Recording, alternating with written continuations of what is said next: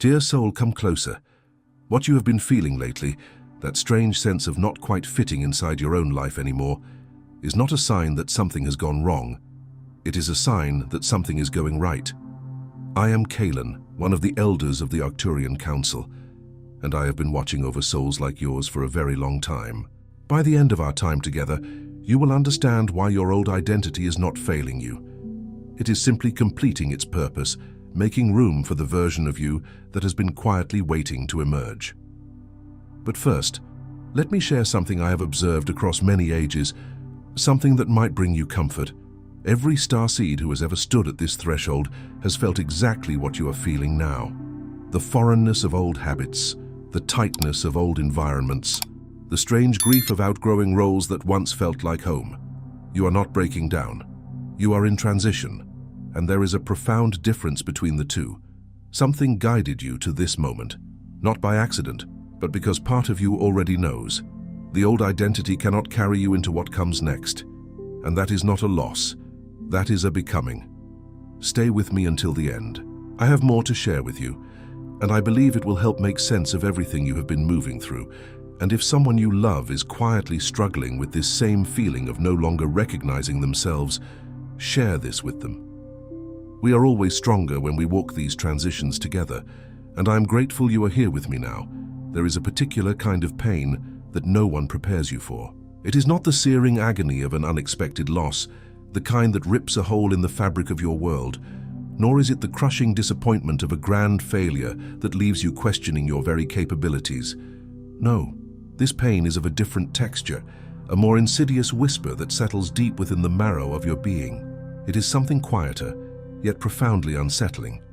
A persistent growing ache of no longer fitting inside a life that once, for so long, felt like the most comfortable, familiar home your soul had ever known. Imagine a majestic tree whose roots have grown too wide for its pot, threatening to burst the very container that once nurtured its fragile beginnings, or a powerful river that has carved a new, deeper channel through the landscape, leaving its old, now dry bed to the slow decay of memory. Perhaps, dear one, you have begun to intimately recognize this peculiar sensation, that hollow, restless echo reverberating through your inner landscape, that subtle disquiet that stirs when your gaze falls upon everything you meticulously constructed around you, the intricate tapestry of relationships you carefully wove, the comforting rhythms of daily routines you once embraced, the meticulously crafted version of yourself you presented to the eager gaze of the world. And then, from an often unidentified corner of your spirit, a profound, undeniable whisper rises, clear as a bell, persistent as a heartbeat. This is not who I am anymore. This is no longer my true reflection. The costume no longer fits the soul. In that precipice moment, a dizzying paradox often takes hold. You stand suspended between an impulse to breathe a sigh of profound relief, as if a long-held secret has finally been unveiled, and a heavy burden lifted, and a tremor of stark, primal terror, for the unknown stretches out before you, vast and formless. The ground feels less stable, the future less certain. You question everything, and yet, paradoxically, you feel a strange, piercing clarity about what is no longer true. It is a moment of sacred instability. If that is precisely where you find yourself navigating this tender, bewildering landscape right now, I implore you, stay with me for a moment longer. For what I am about to share with you is not a fleeting observation, but a profound truth I have had the privilege of witnessing unfold across countless earnest souls, traversing innumerable seasons of human becoming and spiritual evolution. And it is this, etched into the very fabric of existence. What you are experiencing, what you are feeling in the depths of your heart and soul at this very instant, is not a sign that something has tragically gone wrong. On the contrary, it is a glorious, undeniable harbinger that something is, at long last, profoundly and beautifully going right. I have sat with many souls at exactly this crossroads, a precipice often shrouded in the mists of confusion and tinged with the scent of uncertainty. These are souls who, after years or even decades, woke one morning to find that the comfortable, familiar shape of their old life, much like a beloved but outgrown garment, no longer seemed to fit their expanding spirit. They felt an undeniable constriction, a yearning for space and authenticity they couldn't articulate.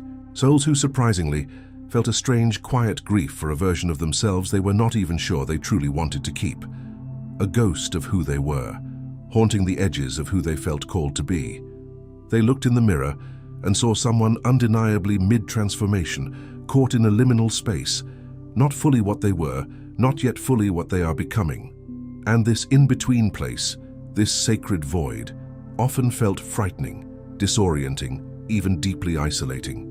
I want to speak directly to you about that profound feeling, because it deserves not only to be named, but to be understood in its sacred context. There is a pivotal moment in every deep personal growth, a spiritual awakening, if you will, when the old self, like an ancient skin, begins to loosen its grip. The beliefs that once offered you unwavering certainty, like sturdy pillars holding up your world, start to feel thin, fragile, perhaps even illusory, no longer able to bear the weight of your evolving truth. The relationships that once felt nourishing, providing comfort and belonging, begin to feel constricting, as if they are binding you to a past self you no longer inhabit. The habits and patterns you relied upon for years, even the ones that in retrospect caused you subtle harm or kept you small, start to fall away, not always with a sense of triumphant liberation, but often accompanied by a profound wave of grief. A deep sense of loss, a kind of existential vertigo descends upon you, as though the very ground beneath your feet has not just shifted, but dissolved, leaving you suspended in a boundless, shimmering void. What I have observed, after witnessing this sacred unraveling and reweaving in so many beautiful, courageous souls, is that most people, caught in the grip of this profound change, interpret this feeling as an undeniable sign of failure. They believe it means they are irrevocably falling apart, that the carefully constructed edifice of their life is crumbling to dust.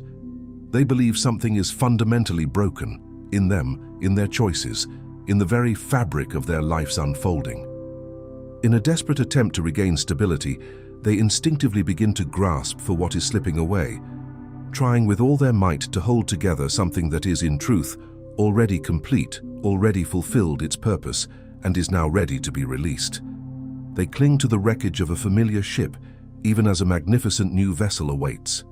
But here is what I have come to understand, a truth revealed through countless cycles of death and rebirth. That feeling is not the feeling of breaking. It is not the sound of collapse. It is, with unwavering certainty, the feeling of becoming.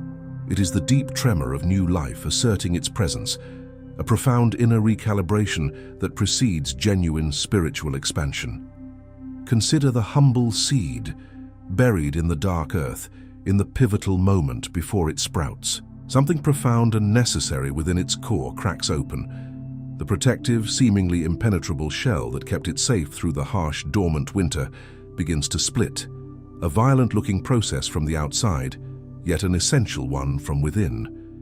If a seed could possess consciousness and feeling, I imagine it would experience a surge of fear in that moment.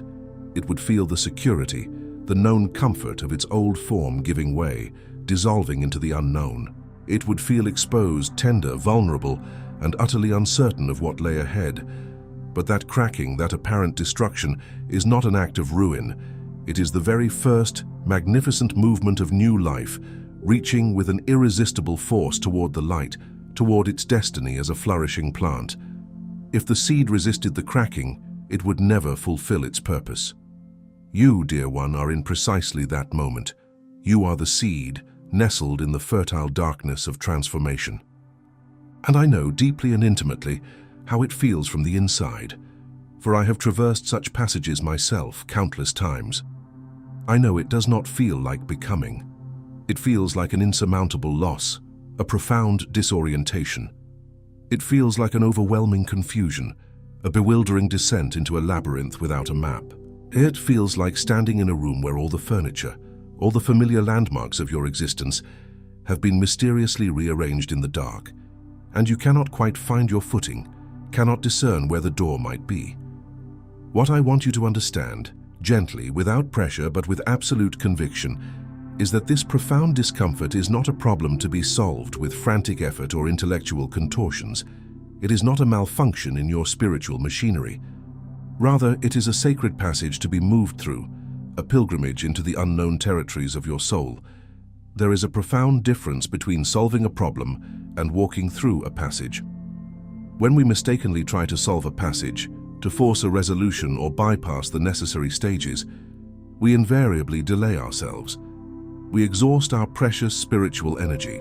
We inadvertently fight the very organic, intelligent process that is painstakingly trying to set us free, to birth a more authentic, expansive version of ourselves. Across the ages, through countless cycles of human experience, I have seen this same pattern emerge with stunning regularity in souls who were on the cusp of the most meaningful, life-altering shifts in their existence. The pervasive confusion that inevitably precedes profound clarity. The aching emptiness that must be felt before true spiritual fullness can descend. The long, often agonizing, and undeniably uncomfortable stretch, like a cosmic gestation, between who you were and who you are destined to grow into. And every single time, without a single exception, the souls who with courage and grace allowed themselves to be fully present in that passage, without forcing an outcome, without frantically fleeing the discomfort, without trying to prematurely abort the process, arrived somewhere infinitely more beautiful, more authentic and more expansive than they had ever dared to imagine possible. That, dear one, is what I believe, with every fiber of my being, is happening for you right now. This is not an ending, not a demise of all you held dear.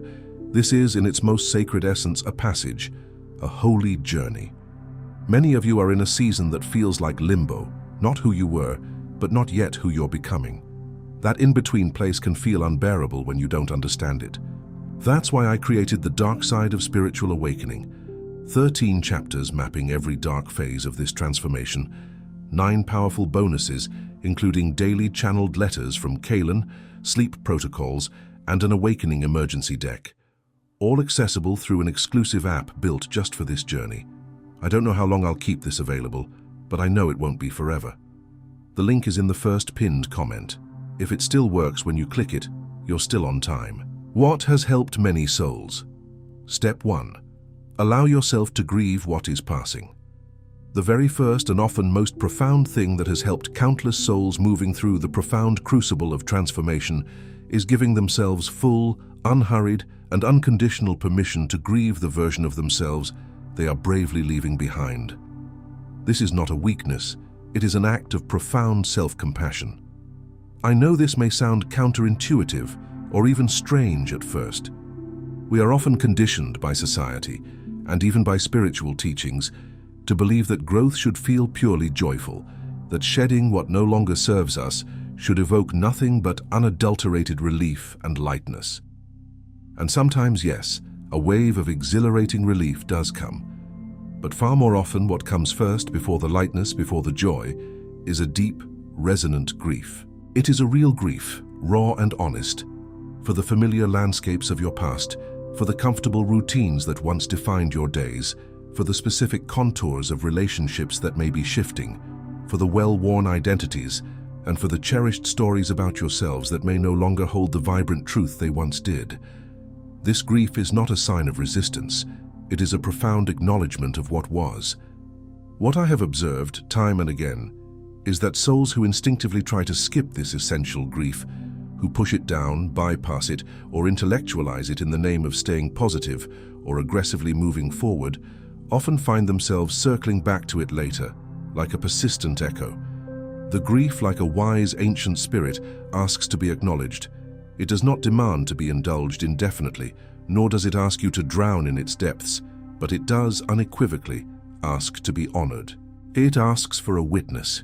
It asks to be seen, felt, and integrated into the tapestry of your becoming. You might gently try this, dear one. The next time you feel that quiet, often unnamed sadness about who you used to be, about the parts of your past self that are now receding like a distant shore, instead of reflexively pushing it away or judging it as a setback, simply say to it with an open heart, I see you. You were real. You mattered. You served a purpose in my journey. And it is perfectly okay that you are changing, that I am changing. Let that honest acknowledgement be enough for now. You do not need to resolve it, to fix it, or to find an immediate solution. You only need to be truly honest about its presence. This simple act of witnessing can unlock vast reserves of inner peace. Step 2. Release the pressure to already know who you are becoming. Once you have bravely given yourself the sacred space to grieve what is passing, a profound new possibility often emerges: the liberating act of releasing the immense, self-imposed pressure to immediately replace what is dissolving with something perfectly formed, neatly categorized, and fully understood. This is a critical pivot point in the transformative journey. Many souls find this step incredibly difficult, almost antithetical to how we are taught to navigate life. We are conditioned by a world that demands swift transitions from one identity to the next, to always have ready answers, to present a coherent, polished story about who we are and precisely where we are going. And so when we find ourselves truly in the sacred middle of a profound transformation, when we genuinely do not yet know the exact contours of who we are becoming, when the future is an unwritten page, we often feel a deep sense of shame, of inadequacy, about that essential state of not knowing. We perform a certainty we do not feel, wear masks of confidence, and rush toward premature definitions that do not yet truly fit, only to find them constricting. But here is what I have seen, echoed across countless ages and within the deepest wisdom traditions. This state of not knowing is not a failure of self-awareness. It is not a deficit in your spiritual evolution. On the contrary, it is the natural, necessary, and utterly sacred state of someone gracefully poised between versions of themselves. You are not supposed to know yet, in the comprehensive way your ego might demand. You are not supposed to arrive with a tidy explanation, a 5-year plan for your soul. You are unequivocally supposed to be right here in this fertile middle ground, allowing the new, authentic form to take shape organically, gradually, like a masterpiece slowly revealing itself under the hands of an unseen artist. You might consider offering yourself the profound grace of releasing yourself from the demanding tyranny to have it all figured out. Just for today, just for this week. Give yourself the gentle, profound permission to simply say, I am in transition, I am in metamorphosis, and that is a whole, valid, and deeply sacred place to be. Allow this space of uncertainty to become a place of rich potential, a fertile ground for the seeds of your true self to sprout without the pressure of forced growth. Trust the inherent intelligence of your evolving soul. Step 3. Let yourself be drawn by what quietly calls to you. This is a step that many souls, in their earnest striving for clarity, often overlook during the intense periods of transformation, and I believe it is one of the most nourishing, most profoundly intuitive actions one can take. While the old life is actively falling away, while the grand narratives are dissolving, there are often small, quiet, persistent pulls towards something subtly new. These are not thunderous revelations, but gentle invitations. They might manifest as a quiet curiosity that visits you unexpectedly, like a butterfly landing softly on your shoulder. Perhaps a creative impulse, a spark of inspiration, begins to flicker. A particular type of conversation suddenly feels more alive, more resonant, more nourishing than any other. Or a profound, open-ended question keeps returning to you, like a gentle tide, without you knowing precisely why it holds such magnetic power. What I have noticed over countless journeys is that these small draws are not random distractions from your true path. They are not fleeting whims to be dismissed. They are, in fact, often the earliest, most reliable signals of who you are exquisitely becoming. Not the grand, definitive revelation you might be anxiously waiting for, but the quiet, consistent, almost imperceptible whisper of your authentic self, finding its way through the labyrinth of change. They are the breadcrumbs dropped by your soul, guiding you forward. When you feel ready, when that quiet inner space has opened, consider following even the smallest of these pulls with a spirit of gentle curiosity rather than urgent, purposeful ambition. You do not need to know where it leads, what its ultimate destination is, or how it fits into the larger puzzle of your life. You do not need to construct an elaborate plan around it or justify its existence. You only need to say a humble, open-hearted yes to the small next step, the book that calls to you from the shelf, the walk in nature you keep imagining, the long overdue conversation you have been subtly putting off, the creative thing you keep dismissing as unimportant or unproductive. These small whispered yeses are not detours from your unfolding path. They may in fact be the very thread that is weaving your true path into existence, leading you toward your deeper purpose with a gentle, undeniable pull. Step 4. Be honest about what no longer belongs. By now, as you actively engage with these practices, something profound may already be shifting inside you, like the slow, deliberate turning of a great internal tide. As you allow yourself the sacred permission to grieve, as you release the ego's insistent pressure to know everything prematurely, and as you begin to courageously follow the subtle, quiet pulls of your emerging authenticity, you will likely find that certain elements in your life begin to feel more clearly, undeniably and sometimes painfully out of place. These could be specific relationships that feel constricting, habits that drain your energy, commitments that no longer align with your core values, or even the familiar stories you have been telling about yourself for years that are simply no longer true, no longer resonant with the person you are becoming. What has helped many souls at this delicate and often challenging stage is cultivating a gentle, yet fiercely compassionate honesty about what no longer belongs, not as a harsh judgment of the past, not as an act of condemnation, but as a loving, discerning act of tending to your sacred present and honoring your unfolding future. It is like a gardener tending a treasured plot, discerning which plants are still thriving and which have run their course, making space for new growth. I want to be unequivocally clear. This step is not about burning everything down in a fiery, dramatic outburst. It is not about sudden, impulsive, or destructive departures from your existing life.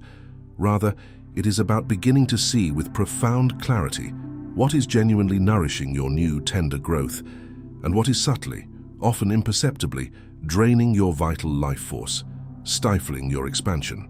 You do not need to act on every realization immediately. This is not about rash decisions.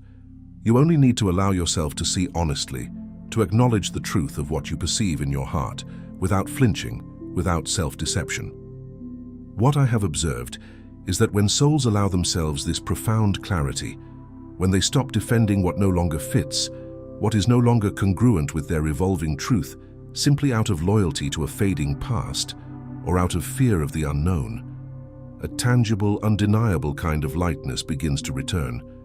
Not because they have lost something truly valuable, but because they have consciously stopped carrying what was already, in its essence, asking to be gently set down. It is the lightness of a burden released, the fresh air of authenticity filling a long-stifled space. Step 5. Return to gentleness. With yourself as your daily practice. This step, dear one, is one that many souls, driven by the urgency of transformation, often consider secondary, a luxury to be indulged only when the real work is done. Yet, I have watched it make the most profound, enduring difference over time, acting as the very bedrock of sustainable, joyful growth. In seasons of intense internal transformation, we are often, paradoxically, hardest on ourselves. We become critical of our inherent confusion, impatient with our perceived slowness, and ruthlessly demanding of our progress. We hold ourselves to an impossible standard of continuous forward momentum, a relentless pace that would exhaust anyone. And then, bewildered, we wonder why we feel so utterly depleted, so emotionally barren. What I have observed across more transformative journeys than I can possibly count is that self-gentleness is not a mere luxury of growth. It is the fundamental, non-negotiable condition that makes authentic, lasting growth truly possible. You cannot effectively become your fullest, most vibrant self from a place of constant self-criticism, self-judgment, or incessant internal pressure. The very soil of deep transformation is cultivated not through harshness, but through profound kindness. Kindness toward your inevitable stumbling, toward your moments of profound uncertainty, toward the days when you simply do not feel like you are doing it right, when the path feels obscured and your steps falter. Give yourself explicit, unwavering permission to treat yourself with the same boundless compassion, the same tender understanding, the same unwavering patience you would undoubtedly extend to someone you loved dearly, who was navigating precisely what you are going through. Would you be harsh with them, condemning their moments of doubt? Would you meticulously catalogue their perceived slowness, their missteps, their moments of vulnerability. I believe with absolute certainty that you would be patient beyond measure. I think you would offer them your deepest understanding, your most gentle encouragement. I ask you, gently but with absolute conviction, to offer that very same boundless understanding, that same profound tenderness to your own struggling, evolving self, not occasionally when you remember, but as a consecrated daily practice, as a conscious, unwavering return to the wellspring of self-love moment by moment. Step 6. Trust the timing that you cannot yet see. Many souls undergoing the profound experience of transformation struggle deeply and painfully with timing, with the pervasive, nagging sense that their shift is taking far too long, that they are somehow behind, or that others around them have effortlessly moved forward while they remain frustratingly stuck in the murky, indeterminate middle. This struggle with perceived timing is, without a doubt, one of the most painful and isolating parts of the passage, and I hold immense, unwavering compassion for it speaks to the very human desire for control and clarity. But here is something I have witnessed unfold so many times in such varied forms that it has become one of my deepest held, most unshakable observations. The timing of real, profound, and truly authentic transformation rarely, if ever, matches the impatient, linear timing we would logically choose for ourselves. The shift that seems most agonizingly delayed, the change that appears to linger on the distant horizon, is often the very one that is being prepared most meticulously, most carefully, deep within the hidden chambers of your soul and the intricate web of universal design. The breakthrough that feels furthest away, almost beyond reach, is often in its deepest truth the one closest to finally arriving, like a distant ship making its slow, determined way to shore. You do not need to intellectually understand the intricate divine timing to fully trust it, to surrender to its unfolding wisdom.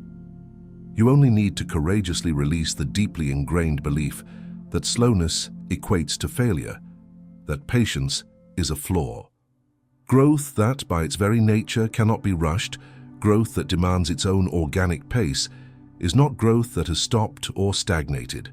On the contrary, it is growth that is being rooted so deeply, so firmly, so irrevocably, that it is destined to last, to endure, to sustain you through all the seasons of your unfolding life. It is the wisdom of the oak tree, which grows slowly but stands for centuries, rather than the quick-sprouting weed. When you feel the inevitable impatience rising within you, like a churning storm, and it will rise, for it is a natural human tendency, you might gently remind yourself, with a hand over your heart, drawing strength from within, I am not behind. There is no behind on this unique sacred journey. I am precisely on my own divine timing, a timing orchestrated by a wisdom far greater than my own. And what is meticulously preparing for me, the new life, the new self, is being made ready, just as I am being made ready to receive it. Let this truth settle, calm the restless waters of your mind, and allow the universe to unfold its perfect plan. Step 7. Let this passage change you fully. And finally, dear one, we arrive at this ultimate, delicate threshold. As the transformation continues its profound work, as the new emerging version of yourself begins to take clearer, more defined shape, there may come a moment, a subtle temptation, to stop partway, to accept a partial shift, a compromise, to keep one foot, as it were, firmly planted in the fading landscape of the old life, simply because the new one still feels deliciously uncertain, because the familiar, seductive pull of what was once comfortable, however constricting, is still undeniably there. This is a common and understandable human impulse, a final test of courage. What I have seen countless times is that this indeed represents the final, most delicate threshold of true, complete transformation. It is the pivotal place where many souls pause, hesitate, and often wait, rather than stepping courageously and fully into the vibrant, unknown reality of who they are irrevocably becoming. And I understand deeply the profound hesitation, the tremor of fear. The new self, the fully realized self, is an uncharted territory, unfamiliar and boundless. The old self, however limiting, however constricting, was at least a known quantity, a familiar dwelling, even if it had become too small. But I want to offer you this profound truth, not as a harsh push, not as an ultimatum, but as a gentle yet powerful encouragement, a loving invitation from my heart to yours. The version of yourself waiting patiently on the other side of this sacred passage is not a stranger, not an alien entity. On the contrary, it is the most authentic, most magnificent, most luminous expression of who you have always intrinsically been, beneath the accumulated layers of fear, the inherited stories of limitation, and the intricate survival strategies you developed over a lifetime. It is you more fully. It is you, finally. It is the unfurling of your true divine blueprint. You do not need to rush headlong toward it with frantic urgency. The journey unfolds in its own perfect time. But when you feel ready, and you will feel ready when the inner signal becomes undeniable, let yourself cross all the way through. Give this profound transformation the full, unreserved permission it has been patiently asking for, whispering for, within the depths of your being. You have already accomplished the hardest, most courageous part simply by being willing to begin, by choosing the path of becoming over the illusion of stagnant comfort. The final act is simply to embrace the wholeness that awaits. Dear one, you do not need to carry all of this wisdom, all of these insights, all of these profound truths at once. That would be an impossible burden. Take what resonates with the deepest chambers of your heart today, what speaks directly to your current journey. Let the rest wait for you, patiently, gently, like a faithful friend, until it is precisely needed, until your soul is ready to receive it. There is no rigid schedule for transformation, no demanding exam at the end of this sacred process, no harsh grade for how gracefully or how quickly you have moved through its intricate stages. There is only you, in your beautiful, courageous humanity, and the tender, ongoing, sacred work of becoming more fully, more authentically, more luminously yourself. I want you to know something, a truth I have observed countless times, and I want you to receive it not as mere flattery, but as a simple, profound observation from someone who has intimately witnessed the human journey unfold across many lifetimes. The undeniable fact that you are here in this moment, reading these words, that you are asking these deep, searching questions, that you are willing to feel the profound discomfort, the exquisite pain of outgrowing what no longer fits your expanding spirit, that, dear one, is not ordinary. It is nothing short of extraordinary. Many souls spend entire lifetimes, generation after generation, choosing the well-worn path of perceived comfort, the illusion of safety, over the courageous, often terrifying, yet ultimately liberating journey of becoming. You, however, are choosing becoming. You are choosing expansion. And that courage, even when it does not feel like courage, even when it simply feels like an overwhelming wave of pain, confusion, or vulnerability, is one of the most beautiful, most breathtaking things I have ever had the privilege to witness in the vast tapestry of existence. You are not breaking, though it may feel like 1,000 pieces scattering. You are not lost, though the familiar landmarks have faded from view. You are in this sacred, uncomfortable, utterly necessary passage, precisely between who you were and who you are profoundly meant to be. You are in the crucible of your own becoming. The old life that no longer fits, that now feels like a confining shell, was not a mistake, not a detour, not a failure of your past. It was, in its deepest truth, the chrysalis. And a chrysalis, in its ephemeral beauty and its contained darkness, is not a failure of the magnificent butterfly. On the contrary, it is the sacred gestational place where the butterfly was made possible, where the alchemy of transformation took place, hidden from the world's gaze. That, dear one, is what this profound, often disorienting time is for you. Not an ending, but a sacred making. Not a collapse, but a profound construction of your truest self. And when this passage completes, not on any hurried schedule dictated by the external world, but on your own inherent, perfect, divine timing, what emerges will be worth every single moment of the discomfort, every single tremor of uncertainty, every single tear you are moving through now. I have seen it unfold enough times, across enough ages and souls, to say that to you with my whole, unwavering heart, with absolute conviction. Go gently, dear one. Tend to yourself with great care, with the tenderness you would offer a fragile, blooming flower. Return here to these words, to this space, whenever the passage feels long, whenever the footing feels uncertain, whenever the mists of confusion descend once more. You are always welcome, always held in this space of understanding. Tonight, if you feel called to it, if a quiet inner voice beckons, you might place your hand over your heart, feel its steady rhythm, and simply say, quietly, to yourself, allowing the words to resonate deep within your being. I am not behind, I am becoming, and that in its profound simplicity and its boundless potential is enough. It is more than enough. Let those powerful words rest there like precious seeds in good, fertile soil. You do not need to feel anything in particular. No grand emotion, no sudden revelation. Just let them settle. Let them root themselves in your consciousness. And trust the growing. Before we part, I have a small request. If something here touched you, share it in the comments. Not for me, but for yourself. Writing it makes it real. And if you see someone else's words below, offer them a moment of your warmth. We grow faster when we grow together. If someone you love needs to hear this, pass it along. Sometimes the greatest gift we give is simply sharing what helped us. And if you would like to continue these conversations, subscribe. I will be here whenever you need. Thank you for sitting with me today. Carry what serves you, return whenever you wish. You are always welcome here.